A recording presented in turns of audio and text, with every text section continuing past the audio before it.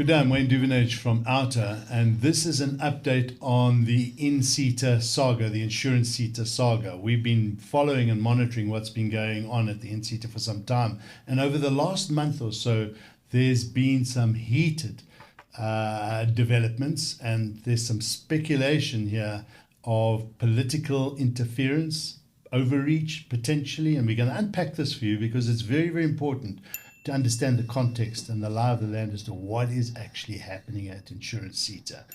So let's start, first of all, I'm going to be in conversation with Rudy Heinecker, one of our senior project managers who's been following this matter. Hi, Rudy. Thanks for joining me today. Thank you, Wayne. Let's start at the beginning. We don't have to go too far back.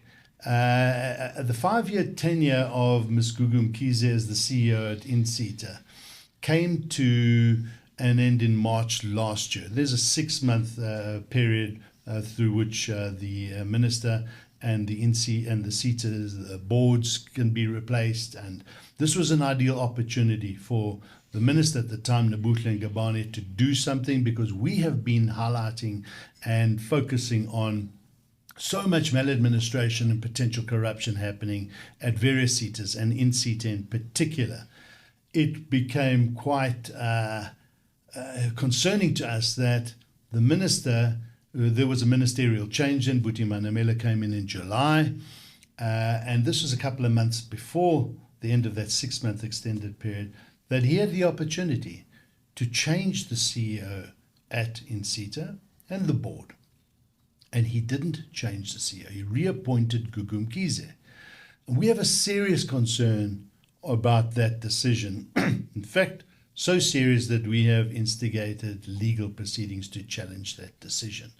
So let's go back. What happened there? What do you think went wrong? Yes, thank you, Wayne. From the documents that the minister disclosed in our court application that you were just mentioning, there are two things that's very interesting.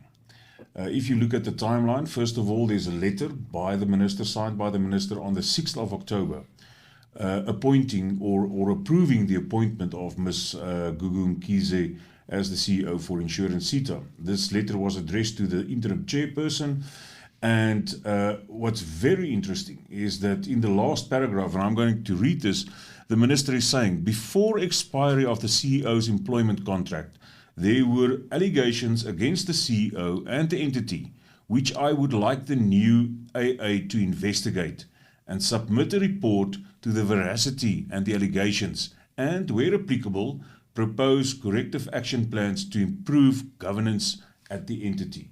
That was the instruction from the minister on the 6th of October. To the AA being the accounting authority, which is the board. Correct. The other thing that's very interesting, if you look at the timeline, is that this letter, dated 6 October, was sent to the chair, interim chairperson. But the recommendation from the board and from the accounting authority on who the minister must appoint only came to the minister's attention after the 18th of October, 2 weeks later. That is the date of the recommendation, what the recommendation was dated on. And he should have had that recommendation before he made the appointment. Of course. So the timing is all out. It's all out. But like I said, very important is that at the time of the appointment or the signing of the letter to the board, the minister already knew that there were problems at the Insurance SETA, not only from the regarding the CEO, but also regarding the entity itself. So he was very aware of that there were problems. And he had oversight of the fact that there were 4, and recently another one now, but at the time 4 Auditor General reports that had qualified audits, which is not a good thing. So here's a CEO, and the qualified audits and the input from the Auditor General on INSETA was that remedial action, corrective action had not been taken place. And so there were findings against bad mismanagement and financial irregularities at the INSETA. Absolutely correct. But notwithstanding those red flags, the approval for the appointment still came from the minister. Yeah, very, very very, very concerning and worrying. And if he knew all of this, why did he even do that? Okay, so let's move forward then. Since then, the interim chair has moved on, and there was the appointment of a new chairperson. Refuwe Matentia is her name, and new board members. There are 10 board members. And they've got on with the job of doing their work and following the minister's instructions. Look into these irregularities, these claims of concerns around maladministration at INSETA. And we believe they've been doing their work in that regard. Why do we believe so? Because there's been media statements out there. And recently, a month ago, this board took a decision to place Gugu Mkhize, the CEO, under precautionary suspension. Now, that was very surprising to us and very good from our perspective, because we believe there's enough evidence. If any board goes and does their homework and gets an independent investigation going, an inquiry into the irregularities that we've spoken about, and there are more, that she should be, as far as we're concerned, on the allegations that we've been making and the stuff that we've found, enough evidence to have a formal disciplinary hearing, which we believe should and could lead to dismissal and possibly even charges against her. So, very surprisingly, we hear she's suspended. This is good news. And then we read in the media why and what are the things that the board is basing their decision on. And let's unpack that a little bit. It revolves around a mismanagement of the insurance sector student fund, known as the ISSF. Now, this was implemented by INSETA as far back as 2021. Can you give us some insight on that? Yes, as far as we know, and the understanding that we have is that this was a proposal by the board then, back in the day. It was approved, and the fund came into being at the end of 2021, started to operate in 2022. As far as we know, again, the INSETA deposited funds into this fund, in the student fund, that we believe comes from the skills development levies. But we also found information that there were private contributors. So this is a fund that we don't really know exactly where all the money comes from. But as far as we know, the fund is about 370 million rand strong. And then this year, apparently with the oversight visits by the board to institutions, they found that the beneficiaries were not paid. From this fund? From this fund. So this fund, sorry, Rudy, is like a public-private partnership almost. The private sector has been asked to put funds in. This is companies involved in finances and insurance sector. A combination of that and the skills development levies being put in to create bursaries. So its intention is meaningful, to give bursaries to students that qualify to be able to study further, to have all the resources they need in tertiary education. Yes, absolutely. And they are, it seems like they are trying to fund students in this specific sector, in the insurance and the finance sector, at various universities and tertiary institutions. So it is a good thing as long as it is managed properly. And it hasn't been managed properly from what the media are saying. Yes, I think the big concern, Wayne, is that we see here again that a third party is managing this fund. Media articles that we've read, we saw that there's a service provider who's managing this fund for a fee.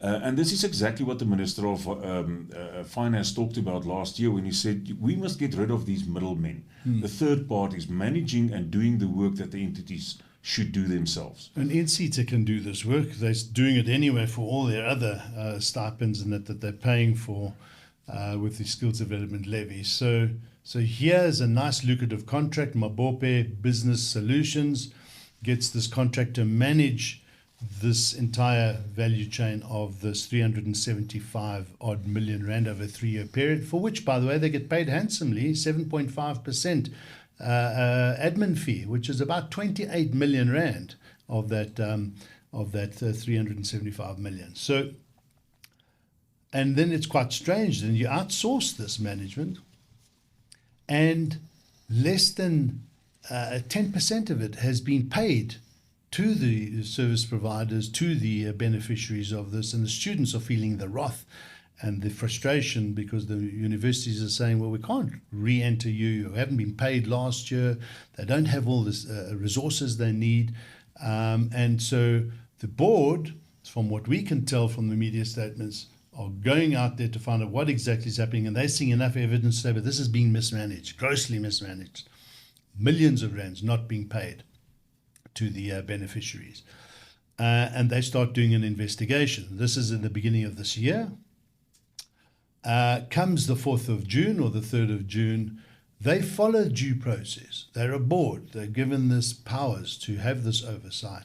They get enough evidence to say this has been grossly mismanaged. There's enough here to suggest that the CEO should be precautionary suspended, not dismissed, while they continue with their investigations, following which they will decide whether there's a disciplinary action or not.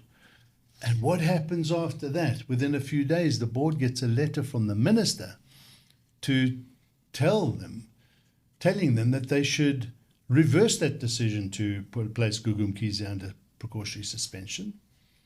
And they refuse to do so. That's quite a bold statement to make and a bold decision to take.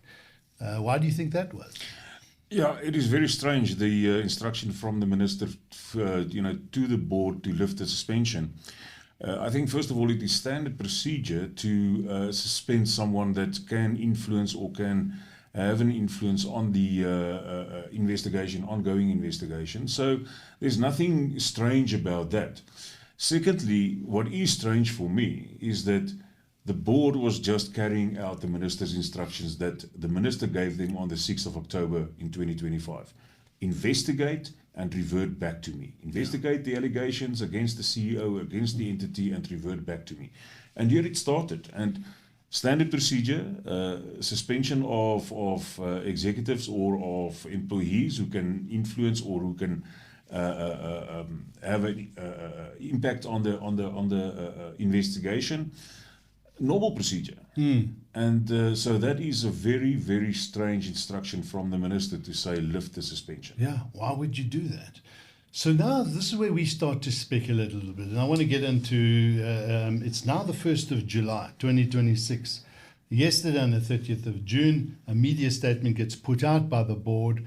And it is really one that is telling various stakeholders out there that this is what is happening at INSETA. This board is conducting its role. It is doing its oversight. It has uncovered some irregularities at the ISSF, those funds. It is done a precautionary suspension. It's not found her guilty of anything at this stage, and it needs to continue with its work. And it's advising all the stakeholders, and I presume the minister as well, although they would be having direct communications with the minister, but everybody, because there are a lot of concerns around what's going on. We're a stakeholder because we're watching the use of citizens' money here, that they have appointed an acting CEO. It's business as usual. There are issues around this ISSF, and they're investigating that. But this entity is not broken. It is continuing with its work, and they are looking into exactly what the minister asked them to do. What are the irregularities? What are the governance issues that need to be fixed? And it would seem to us that the minister is targeting the board as if they're the problem when they're trying to fix years of problems that have been happening under Gugu Mkhize.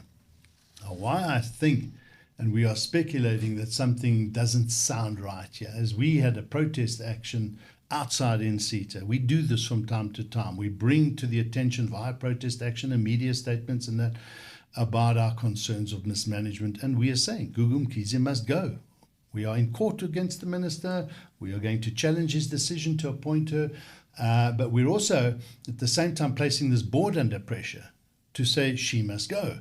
Hopefully they're looking into all the allegations that we've made as well. And we hear from our sources inside INSETA that the National Skills Authority happened to also be at the INSETA on the same day, engaging with the board and others at INSETA. And you've got to ask yourself, what is the National Skills Authority engaging with the board on and other members at INSETA? Are they looking into irregularities? Are they wanting to get updates from the INSETA board as to what's happening here? Or is this potentially a witch hunt to start placing the board under pressure to provide information that will feed into the minister's decision to eventually go and enact what we know as Section 15 in the Skills Authorities Act that pertains to putting an entity into administration or under administration? Why would the minister want to do that? Well, our speculation is this. The minister has been protecting Gugu Mkhize. Why? Because he wanted them to lift that suspension straight away. Instead, what he should have done is what normal procedure would be. And I want to read from a piece that Palmi Natasan, the CEO of the Institute of Directors, has put out in an article. And this was a couple of weeks ago in the middle of June, when the Institute of Directors became aware of the minister trying to put the board under pressure to reinstate or lift the suspension of the CEO. And they're saying why? And what Palmi Natasan is saying, I'll read it to you. Boards are appointed precisely because they're expected to oversee management and exercise independent judgment and act in the best interests of the organization, which is what this board says they're doing. If concerns arise regarding the conduct or performance of a CEO, it is the board that has both the responsibility and ordinarily the authority to address those concerns. So why is the minister not taking the board into his confidence? This is his board. And she ends her article, concludes by saying, whether the board's decision was ultimately correct or incorrect is a matter that should be determined through proper governance and legal processes. The broader principle remains that boards must be able to exercise their oversight role independently. Without that, the foundation of good governance is placed at risk. This is the issue here. So the question now, what happens going forward? Well, there's one of two avenues, or the two potential avenues that could unfold here. We know that the NSA is inquiring and meeting with the board and others, as we've said, at INSETA. And the question is why? We know that their role is to provide oversight, is to, under instructions from the minister, potentially look into matters of concern and governance issues. And we know that he's raising some question marks around governance. But the question is that governance under Gugu Mkhize's period? Are those the issues that are being investigated? Or is he investigating the current board's conduct because he's not happy with their decision not to lift the suspension? If that is the case, it could be seen and construed that the NSA is being used to go and find enough reasons to give him ammunition to disband, dissolve this board and place the institution, the INSETA, under administration. That would be a travesty. That would be serious political overreach and interference. And why do we say that? It's because the NSA, the INSETA has an acting CEO. The board is doing its oversight work. It is dealing with some serious irregularities which it inherited, and it is addressing those. It also has an investigation underway, which the minister asked this board to do. And it's very important that that follows through.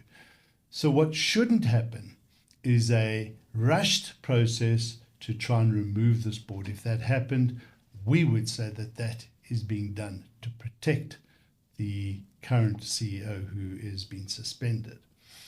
What should happen is the minister must allow this process to unfold. The NSA must be very objective if it is looking into matters at INSETA and the board's conduct. Very, very objective from the entire board's input as to what is actually happening here and allow them to do their work. We see no reason why there is a crisis right now.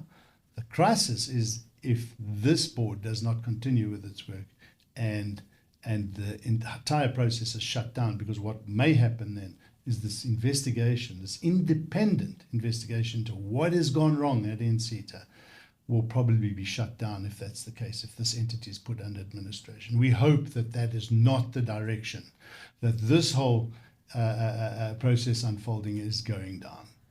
We hope that the minister is very circumspect and very cautious in the way that he's going to manage this process, as well as the National Skills Authority. So let's leave it there, and we will update you as things unfold. For now, it's in a very precarious state, and for now, we need to commend this board for standing up and doing its job properly.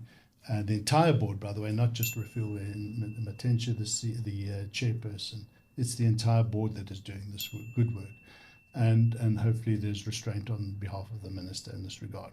We'll keep you up to date in our next episode. Thank you for watching.